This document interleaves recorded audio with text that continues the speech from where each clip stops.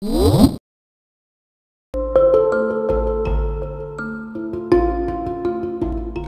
a story about Molly Woods, who comes back to Earth after a 13 months long mission, solo mission in space, which is pretty important. And she finds out that she's pregnant after being there for 13 months on her own. So that's kind of like a big bang in the story. And my character is John Woods, her husband, and we're dealing with that issue in the first place. And then there's also my character created an artificial intelligence robot that it's our son, that we treat him as our son, and it's kind of like an experiment and a first, the most advanced AI on the planet. And there's also a potential of an alien invasion, and it's a very complex and very cool show. E lo spazio è il tuo posto preferito ora, vero? Preferisco stare qui. Lassù nello spazio è successo qualcosa che cambierà per sempre il destino del mondo. The series is a science fiction because it's moved into the future. We're thinking about, you know, we don't have exact number like 20, 30 years in the future.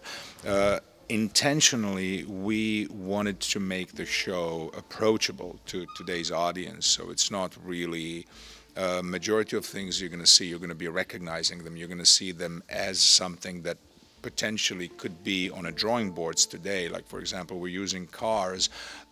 Tesla is the company from California that gave us a prototype of the car that it's going to be out on the streets maybe in about 5 years or something like that. We use a lot of like BMW prototypes, stuff like that. So you recognize these things as close into the future. When you see the space station, Seraphim, for example, you recognize that that's the technology that we do have today. We just don't have wish or willingness to build, and it's too expensive, but we would be able, humans would be able to build a space station like Seraphim tomorrow. Let me introduce you to my son, Ethan. The only thing that really jumps out of this logic is Ethan, our son, because he's the humanoid robot that everybody knows in the advancements of technology and science is not going to be able to build anything like that in the next 10 or 20 years. But the design of Ethan is he was the vehicle, he was the tool for the storytellers that we're going to be able to ask the questions through him. We're going to be able to ask the questions about our relationship with one another, our relationship with other human beings, our relationship inside the family, about the legal system, about slavery, about where the society is going, you know. So Ethan is actually a key to the whole series, to be asking all these questions that science fiction as a genre is supposed to be asking. Durante quelle 13 ore è successo qualcosa di anomalo.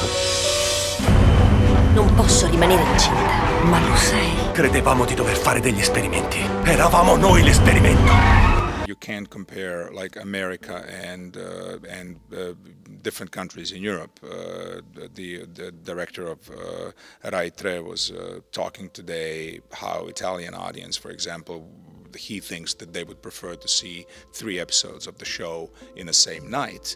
And in the States, we're running 1 episode every night, and maybe sometimes they're going to put 2 episodes, but 3 episodes would be extremely unusual for the United States network television. Con Halle Berry in prima visione assoluta, Extant.